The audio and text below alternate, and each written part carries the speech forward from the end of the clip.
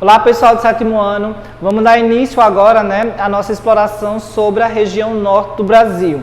Então esse capítulo 12 e o capítulo 13 vão ser voltados principalmente para o estudo aí da região norte. Inicialmente aí nós temos no capítulo 12 a exploração de como deu-se a colonização dessa região norte do Brasil, que é a maior do território, e como está a região norte atualmente. No próximo capítulo, nós vamos trabalhar principalmente os setores físicos e naturais dessa região norte.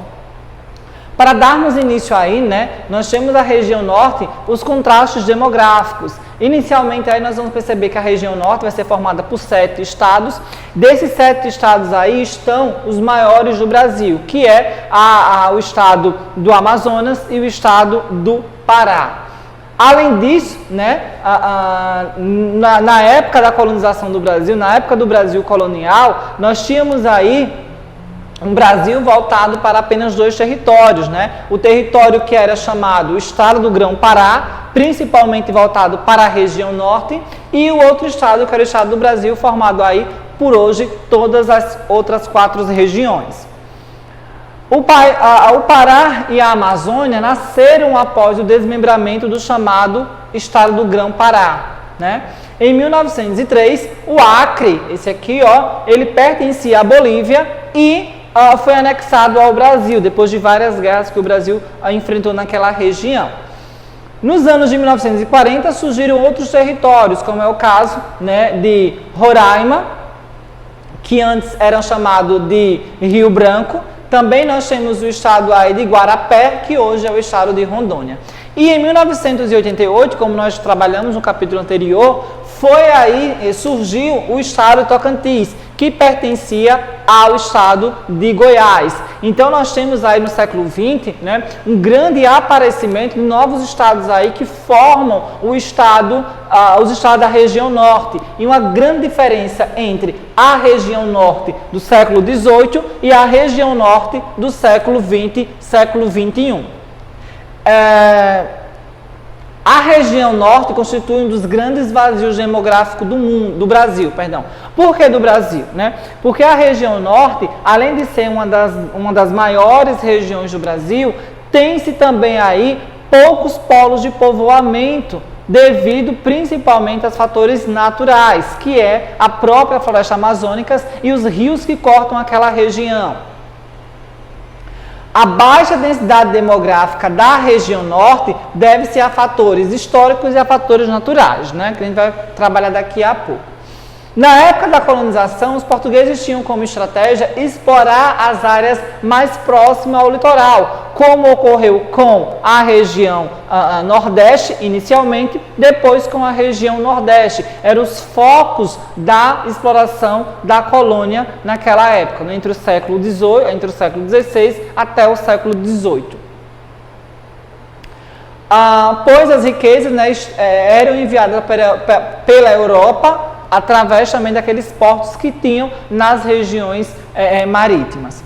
Além disso, o norte sempre esteve distante dos centros políticos e financeiros do país. Como a gente pode perceber, aqui é a região norte e mais para cá ficava a região sudeste e região nordeste. Então, o norte ele ficava isolado, principalmente dessas questões políticas e das questões aí econômicas.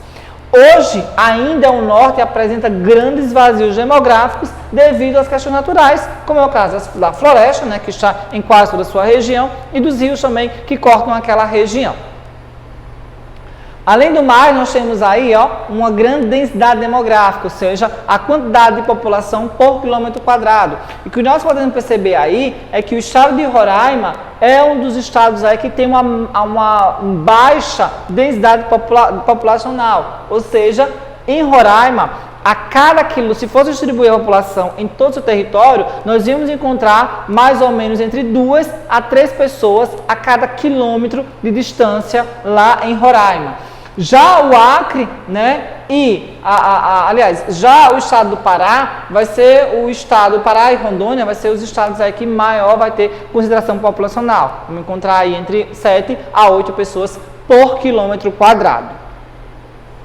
Início da exploração. Como iniciou-se então a exploração e a ocupação daquela região norte, No começo da ocupação do atual território da região norte, os portugueses buscaram conhecer e explorar as riquezas dessa parte do país, além de assegurá-las para a metrópole. Assim como na região nordeste, na região sudeste, a principal preocupação dos exploradores era retirar as principais matérias-primas que tinham naquela região e levar para a metrópole, né?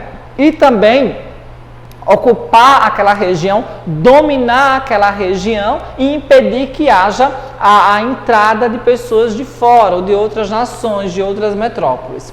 Os colonizadores se valiam das experiências dos indígenas, né? Eles utilizavam então os indígenas para adentrar na mata fechada, pelos quais avançaram para o interior da região. Entre os principais itens que primeiro despertaram o interesse dos colonos na região norte, né, estavam as chamadas drogas do sertão. O que é droga do sertão? Eram as especiarias que existiam apenas na região norte do Brasil e não mais em qualquer lugar do globo. Quais são elas, né? Nós temos então o cacau, nós temos então o guaraná, nós temos o cravo, nós temos aí outras e várias espécies aí de especiarias que existiam e existem apenas na região norte e eram vendidas com um preço muito grande lá na Europa naquela época. Primeiro polo de desenvolvimento na região norte foi Belém, né? Polo aí de desenvolvimento. Belém foi fundada no século XVII, no início do século XVII, em 1616, com a construção do Forte do Presépio, hoje conhecido como Forte do Castelo, que é esse monumento aí colonial feito lá no século XVII pelos colonizadores. Mais tarde, no século XVIII, em 1737, Belém tornou-se sede do estado do Grão-Pará. Naquela época, né, século XVIII, existia dois estados. O estado do Grão-Pará, que praticamente era toda a região norte, e o estado do Brasil, que era todas as demais regiões.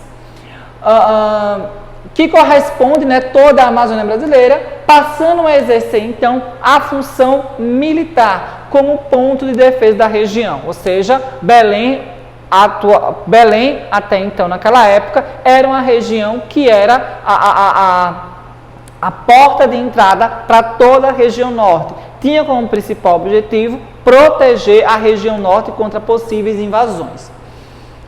Por causa do seu porto construído pela companhia inglesa Port of Paraná, tornou-se um influente centro comercial que fomentou a exploração das drogas do sertão. Então, a partir dessa construção aí desse porto, feito pela companhia inglesa, foi a principal rota de escoamento e de produção das chamadas drogas do sertão, que saía do interior da Amazônia para a Europa.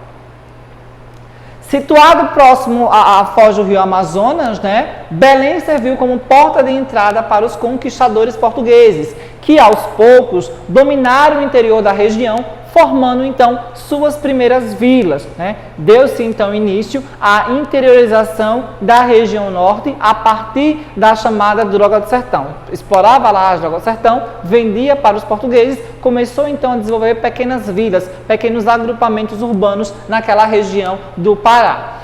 Em 1755, o primeiro-ministro de Portugal, Marquês de Pombal, fundou a Companhia Geral do Comércio do Grão-Pará e do Maranhão, né? Para quê? Qual era o objetivo? O objetivo era levar desenvolvimento para a região norte, né? No qual várias culturas, inclusive o cacau, que foi responsável aí para o desenvolvimento da capitania do Paraná na segunda metade do século XVIII, ou seja, Marquês de Pombal vai começar a investir naquela região norte, a partir principalmente da exploração e do desenvolvimento do cacau, e a partir de então a região de Belém, né, vai começar um grande processo de desenvolvimento econômico, até na segunda metade aí do século XVIII. Segundo polo econômico, segundo polo de desenvolvimento, vai ser a região de Manaus, que fica mais no interior, dentro da floresta amazônica, vamos dizer assim, né? Já que Pará fica na região litorânea, próxima ao oceano, né? Já Manaus fica na região interiorana, dentro aí, né, no coração do estado do Amazonas. Ainda em 1755 foi criada a capitania de São José do Rio Negro, que depois se tornaria o estado de Amazonas, com capital, inicialmente chamada de Barcelos, depois, né, mudou-se para Manaus.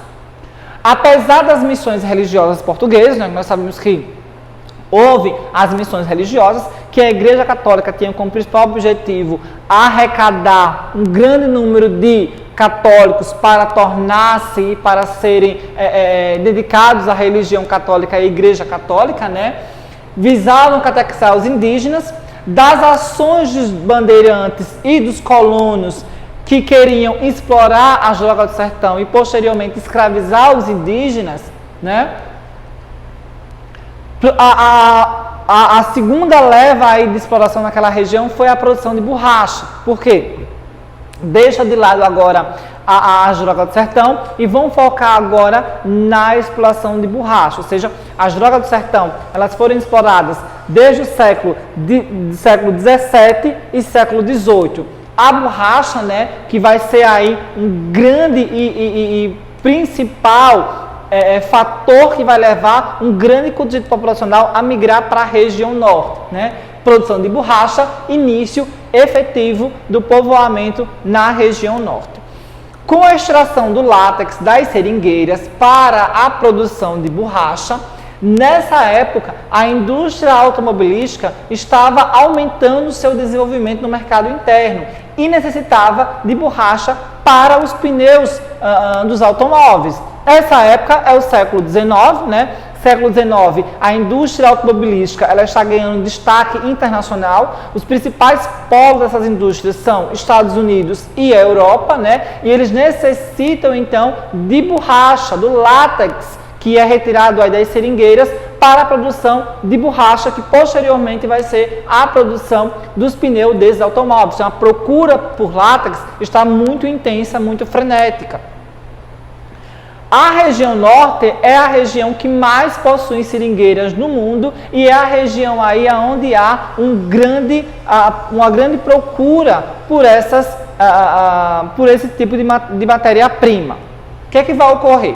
Com a abundância de seringueiras na floresta, a região atraiu muitos imigrantes, principalmente da região nordeste, né, em 1970, porque estava ocorrendo aí uma grande seca naquela região.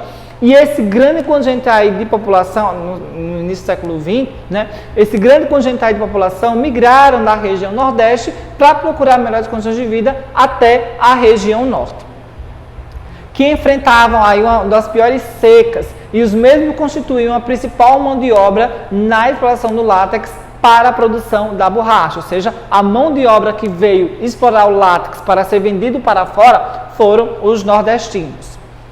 Entretanto, o pagamento dos trabalhadores em geral era insuficiente para suprir as necessidades essenciais, como é o caso da alimentação, vestuário e até mesmo de transporte, ou seja, o que ele recebia eram valores insignificantes. E para eles irem até as regiões mais distantes explorar as seringueiras, eles tinham que pagar transporte, né, para chegar até lá. E com isso, muitos migrantes começaram a ficar super endividados e os trabalhadores, com essas grandes dívidas, tornaram-se dependentes dos seus empregadores, ou seja, os empregados, que eram os exploradores, ficavam agora reféns e ficavam aí devendo muito dinheiro aos próprios seringalistas, que eram os donos das regiões onde tinha as grandes quantidades de seringueiras. Eles não conseguiam pagar suas contas, mesmo após aí a exploração do látex, né? E não conseguiram retornar ao Nordeste, mesmo depois do término do período da seca que a região Nordeste enfrentou. E muitas pessoas ficaram naquela região, ocuparam e desenvolveram aquela região Norte. No período da exploração da borracha no Pará e no Amazonas, inicia-se uma nova etapa no desenvolvimento urbano de Belém e de Manaus. Porque, como os dois eram grandes maiores polos urbanos naquela época, toda a riqueza era voltada para aqueles mesmos polos, já que os donos dos seringais e a elite se localizava nessas duas regiões. Belém, maior e bem mais localizada, logo se tornou o grande centro mundial da borracha, vivendo anos de esplendor e de riqueza. O Teatro da Paz, por exemplo, inaugurado no século XIX, em 1878, tornou-se local de apresentação artística que reunia a aristocracia, reunia a riqueza da região de Belém e também renomados artistas, principalmente artistas europeus. Então, o teatro lá de Belém foi o ápice da riqueza que aquela região teve, principalmente na época da exploração da borracha. Assim também ocorreu com Manaus, A situação em Manaus era bastante semelhante com a situação de Belém naquela época, de vária riqueza. Ricos seringalistas também adquiriram costumes aristocráticos, influenciados pelos seus filhos que estudavam na Universidade da França ou na Universidade de Inglaterra, E no ano de 1898, no século XIX ainda, foi inaugurado o Teatro Amazonas, com painéis internos pintados por renomados artistas europeus. Então, o ápice da riqueza do Amazonas foi a construção desse teatro, que é chamado Teatro Amazonas, lá na capital amazonense. E a ocupação definitiva, quando é que ocorre? Porque a gente sabe que passa-se o período aí da exploração da borracha, As indústrias começam então a fazer a borracha em forma de artificialmente, e o preço do látex começa a cair e as pessoas começam a parar de comprar látex, Quem conseguiu voltar para o Nordeste voltou, quem não conseguiu voltar ficou definitivo naquela região. Apesar do declínio da extração do látex e da produção da borracha no norte brasileiro, a região já estava povoada por migrantes que vieram principalmente da região Nordeste, nos quais fundaram vilas e algumas localidades. Porém, o número de imigrantes começou a diminuir, deixando a região norte em grandes partes isoladas, ou seja, existiam grandes cidades ainda isoladas dos grandes centros como Manaus e Belém. Passa-se alguns períodos, e chegamos então na segunda metade do século XX, na época da chamada ditadura civil-militar, que vai de 1964 até 1985. O governo brasileiro empreendeu uma grande campanha, para ocupar a região Amazônia por definitivo. O principal objetivo, sobretudo, era explorar economicamente as riquezas na região norte e garantir a proteção do território norte contra possíveis invasão ou contra possível exploração de forma errada por outras civilizações, por outros países. Inicialmente, para você ter uma grande quantidade de fluxo de pessoas indo e vindo, você tem que desenvolver meios que são chamadas estradas. Então, o primeiro objetivo feito pelo governo federal naquela época foi a abertura de estradas. As estradas foram construídas para ligar o norte a outras regiões do Brasil e países sul-americanos, como é o caso de Bolívia, da Colômbia, da Venezuela, entre outros. O governo federal visava tornar possível o deslocamento de pessoas e produtos da região norte para outras regiões, acabando com o isolamento daquela região. As estradas também foram alvos de polêmicas na época e até nos dias atuais. Por quê? Entre elas estavam a abertura de estradas em meio a reservas indígenas, antes não exploradas e isoladas da população chamada civilizada, ou branca, entre aspas, o desmatamento e a perda da biodiversidade na região, já que você vai abrir uma grande estrada, você vai ter aí grandes impactos ambientais, porque você vai ter aí derrubada de árvores e uma grande extinção de animais naquela região. Aqui é na época da abertura, uma foto da época da abertura, né, em 1970, época da abertura aí das estradas na região norte. E hoje, né, como você pode perceber no mapa do livro de vocês, a região norte tem grandes estradas aí principais, né, como é chamada aqui a Transamazônica, que liga a região norte até a região nordeste. Na região nordeste ela é toda asfaltada, porém quando chega à região norte ela ainda está em forma de barro, né? A estrada de barro.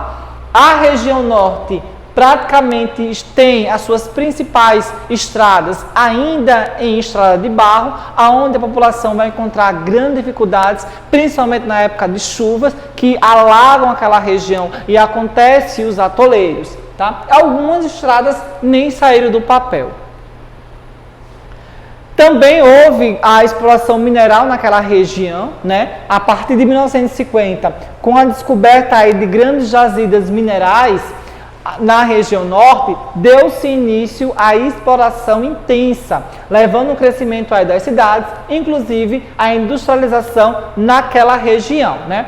Além de abastecer as indústrias de outras regiões do país, principalmente por uma grande oferta de produtos como produtos minerais, né? Como é o caso do alumínio, da bauxita, ouro, prata, ferro, cobre, entre outros, que era retirado da região norte, né? E levado aí para outras áreas do Brasil. Bauxita, manganês, ferro, cobre, níquel e caulim estão como os principais produtos minerais a serem explorados. Para incentivar a exploração mineral, o governo ofereceu o quê? Diversos incentivos fiscais, que teve aí como principal atrativo as indústrias mineradoras. Porque se o governo oferece incentivos fiscais para aquela região, as indústrias que vão explorar aquela região vão pagar baixa taxa de impostos, baixa taxa de mão de obra, tudo isso, né, gerando aí alto lucro para aquela indústria, para aquela região, para aquele grupo de pessoas. Para incentivar a exploração mineral, né, o governo ofereceu esses incentivos, como a construção de estradas, construção de hidrelétricos. Se você vai explorar uma região, você tem que ter água disponível aí naquela região, além de instalação de portos e a isenção aí de impostos naquela região. E aí nós temos um impacto ambiental tido como consequência principal a exploração do homem naquela região através da mineração, né? Retirada da camada vegetal, grande processo aí de erosão. Foi também criada a chamada Zona Franca de Manaus, né? Que é um grande polo tecnológico desenvolvido na região, que é a cidade de Manaus.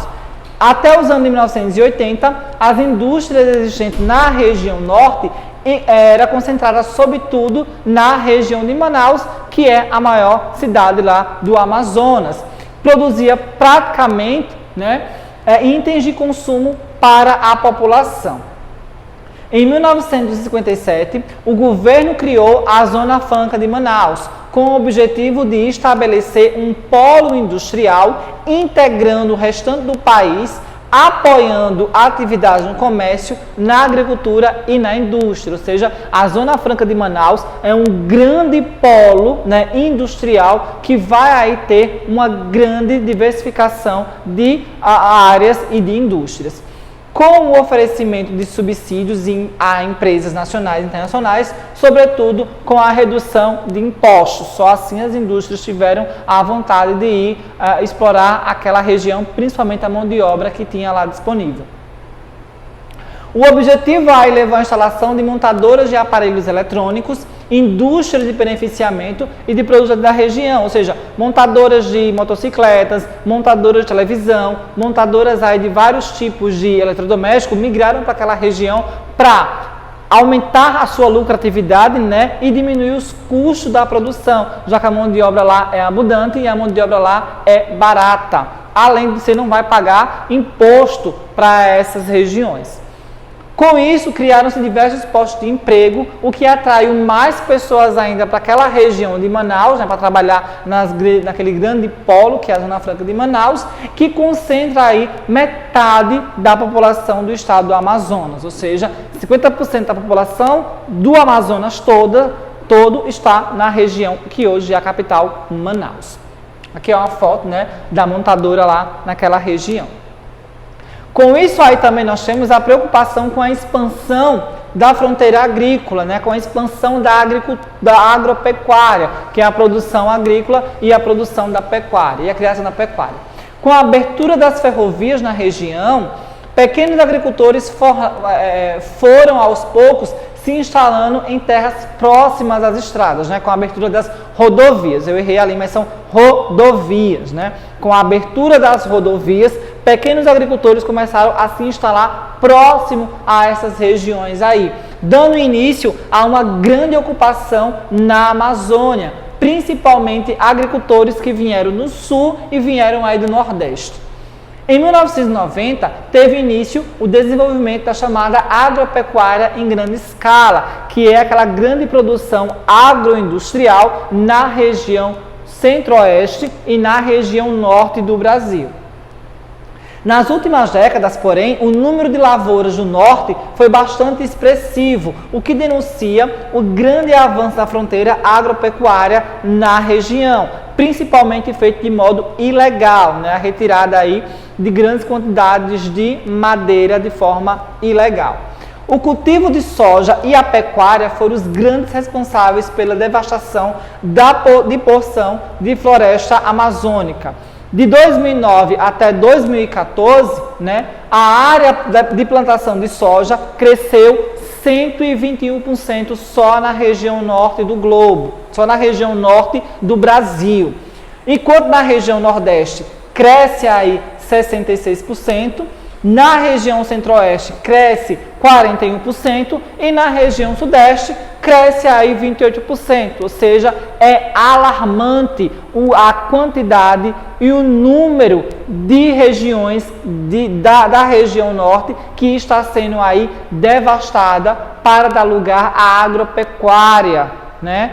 A agropecuária, ou seja, a utilização da atividade da agricultura e da pecuária. É muito alarmante isso, porque está destruindo e acabando com a vegetação natural, que é a floresta amazônica, fazendo com que essa região jamais possa se regenerar automaticamente, né?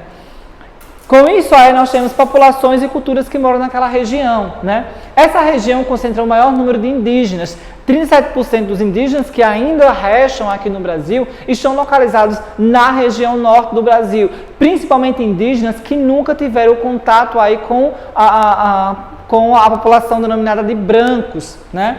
Pertencendo a várias etnias, além dos povos remanescentes, como é o caso dos seringueiros, quebradeira de coco, os babaçoeiros, os quilombolas e os ribeirinhos.